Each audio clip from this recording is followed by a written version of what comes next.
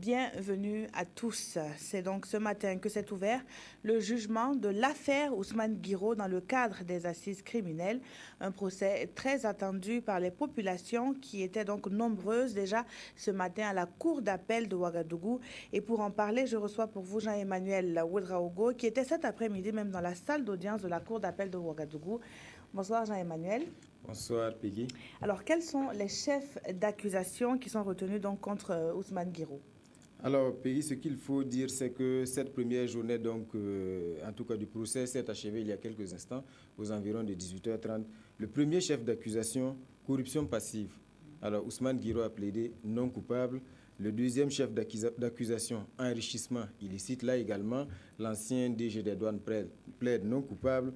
Enfin, le troisième chef d'accusation, violation de la réglementation des changes, parce qu'il faut rappeler que dans ces deux cantines, je crois que les enquêteurs avaient retrouvé plus de 78 000 euros et plus de 30 000 $. Et là, Ousmane Guiro plaide l'ignorance. Il estime qu'il affirme en fait qu'il n'était pas au courant en fait de cette infraction. Il ne savait pas que la détention d'autant de devises par divers soins était passible en fait de condamnation. Mais en la matière, quels sont les arguments qu'avance l'ex-DG des douanes? Alors, ce qu'il faut dire, c'est que, en tout cas, sur cette question, le fait qu'on ait découvert plus d'1 milliard 900 millions de francs CFA dans des cantines appartenant à l'ancien directeur général des douanes. Alors, il estime que ce sont des économies qu'il a constituées progressivement depuis 1983. Et ces économies-là proviennent de quoi? Des avantages légaux. Il parle de primes de rendement liées aux excédents de recettes au niveau des douanes, des primes de chef. Il parle de ces champs qu'il a au Burkina Faso, notamment à Léo, des loyers qui lui rapportaient également de l'argent. Il a surtout parlé de cadeaux. Voilà des cadeaux qu'il recevait d'opérateurs économiques du Burkina Faso, mais également d'autres pays. Alors, en contrepartie, ou en tout cas, il rendait des services à ces opérateurs économiques en facilitant, par exemple, le traitement des dossiers de façon diligente et que, bon, en retour, en tout cas, ces opérateurs économiques lui étaient reconnaissants et à l'occasion des fêtes et en tout cas des événements dans sa famille, et voilà, il lui remettait des cadeaux. Il a également évoqué cette question des 15 à 20 millions qu'il lui reversait par mois, les directions régionales notamment des douanes et puis certains agents de douane liés aux avantages de leur poste. Aujourd'hui, il est revenu sur cette déclaration pour dire qu'au lieu de 15 à 20 millions, alors c'était plutôt 4 millions. Selon ses mots, il a déclaré cela parce qu'il se cherchait au moment où il avait été arrêté. D'accord. Alors, vous avez pu, Jean-Emmanuel, rencontrer le procureur général à la sortie d'audience. On va peut-être écouter cette interview-là. Exactement. Pour une justice transparente, compétente et accessible à tous à l'horizon 2019, le Code pénal, promulgué en 1996, est en relecture depuis 2013. Nous pensons qu'après 20 ans d'utilisation, il est bon de prendre en compte les progrès réalisés par notre société et les mutations subies aussi par cette société pour adapter la répression à l'ensemble. Alors, Jean-Emmanuel, l'interview, on pourra la suivre peut-être après, mais dites-nous, donc, vous avez rencontré le procureur général, mais aussi Maître Salambéré Paulin, qui est l'un des représentants des avocats de Ousmane Guiro. Alors, qu'est-ce qu'ils ont pu bien vous raconter? Alors, de part et d'autre, on se dit confiant, parce que d'une manière générale, ce qu'il faut dire, c'est que les deux parties, à savoir l'accusation et la défense, ne se sont pas fait de cadeaux aujourd'hui.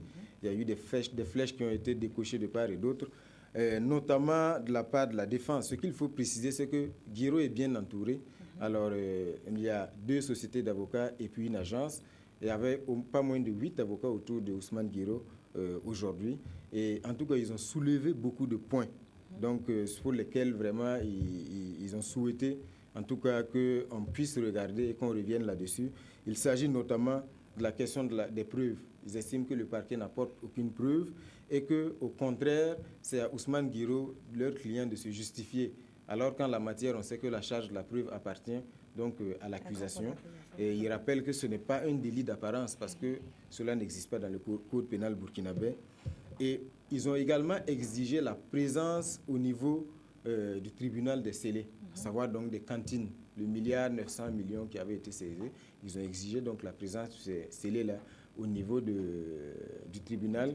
Voilà, le parquet a opposé donc les problèmes de sécurité et les dispositifs sécuritaires que cela devait nécessiter.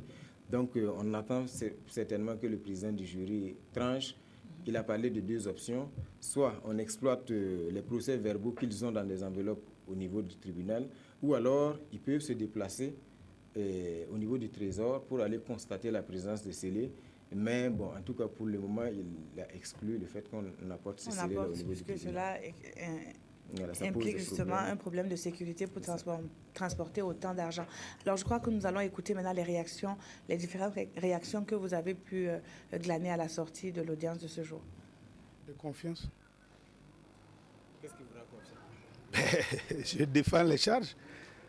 Je pense que ça va aller. Vous pensez que les infractions sont constituées? Ben oui. Je pense puisque la chambre d'accusation nous a suivis. Donc nous pensons que ça va aller. Donc, on va attendre l'issue du procès et puis on verra. Alors, le procureur nous a dit qu'il est confiant. Et vous? Ben, ça, c'est son opinion. Est-ce que vous êtes confiant? Moi, je fais mon travail. Moi, je fais mon travail. On voit qu'il est difficile, en tout cas, d'arracher des mots à ses représentants. Mais dites-nous, quelle est la suite à donner, justement, à la suite de ce jour d'audience-là? Qu'est-ce qui est prévu pour les jours à venir? Alors, demain, le procès reprend à partir de 9h, toujours à la cour d'appel de Ouagadougou. Mais ce qu'il faut signaler également, Peggy, c'est qu'aujourd'hui, un certain nombre de témoins ont été entendus. On peut citer, par exemple, l'actuel directeur des douanes et son prédécesseur. Il y a l'épouse également de Ousmane Guiro qui a été entendue. Donc, en tout cas, on a épuisé l'audition des témoins cet après-midi. Et demain, à partir de 9h, le procès reprend. D'accord, très bien. Merci à vous, Jean-Emmanuel, et j'espère que vous serez là encore pour nous donner d'autres informations. Alors, c'est une véritable mise à jour qui est en cours donc actuellement au département de la justice et des droits humains. Cela passe par la relecture du code pénal en vigueur, jugé obsolète car vieille d'une vingtaine d'années. Des experts sont réunis pour proposer des réformes tendant à moderniser le système judiciaire afin de la rendre encore plus crédible. Yolande Lompo. Pour une justice transparente, compétente et accessible à tous à l'horizon 2019, le Code pénal, promulgué en 1996, est en relecture depuis 2013. Nous pensons qu'après 20 ans d'utilisation, il est bon de prendre en compte les progrès réalisés par notre société et les mutations subies aussi par cette société pour adapter la répression à l'ensemble des mutations de notre société. Aujourd'hui, il est question de recueillir les amendements et recommandations des praticiens du droit en vue de les intégrer dans la version finale de l'avant-projet de loi portant code pénal. Les participants seront appelés à se prononcer sur de nouvelles incriminations qui vont être apportées, sur aussi le quantum des peines dont on a proposé l'augmentation. Dans beaucoup de pays de la sous-région, ils sont passés à un quantum supérieur.